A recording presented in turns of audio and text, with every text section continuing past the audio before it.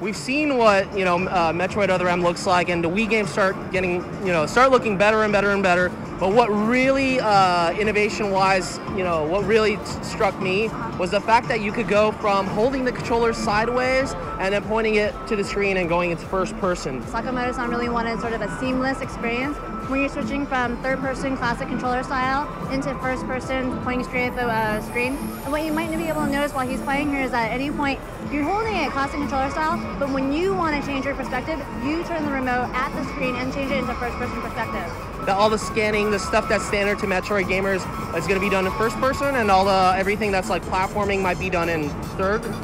So when you want to move around, you really do it in third person, but we're really bringing Metroid back to its classic roots. So what you see here is we're bringing back Sakamoto-san.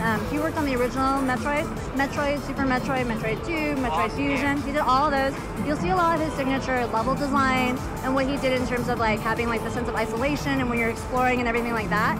But he teamed up with Team Ninja, who you might know for hardcore games, and they really brought like a lot of graphical fidelity, like some awesomeness with the graphics, and on top of it you also have a lot of no holds barred sort of action, so it kind of brings up the combat in a sort of flashier sort of way. For those of you who played Metroid Fusion, you might recognize Adam Malkovich as one of the characters. So you're really looking at Samus inside her suit, you're seeing a lot more about her past, and all the story, like with the cinematics, Team Ninja did a lot to help out with that. So this is really the story that Sakamoto-san wanted to bring out about Samus. It kind of picks up near the end of Super Metroid.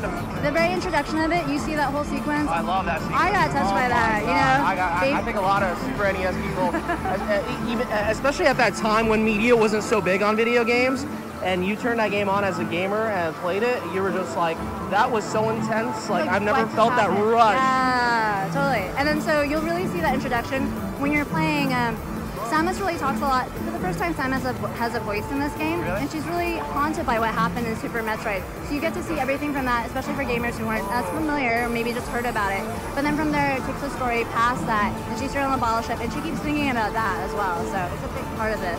That's awesome. I love Super Metroid. That's my favorite one out of all of them. And they're all great. I played all the ones on the Wii, and they're all really good. But this, like you said, it takes it back to the roots, and the combination of Team Ninja and all the action hand-to-hand combat stuff that we never really saw in Metroid is now present. When you're running through, it's really old school reminiscent. You'll be going through like, this reminds me of like the classic Metroid that I used to love and like I really like playing, and we have it here with all those awesome graphics and things that you can see in like that first person switch also. When's the release date? You guys have anything planned yet? Very soon, August 31st this year. So. Really? Oh wow.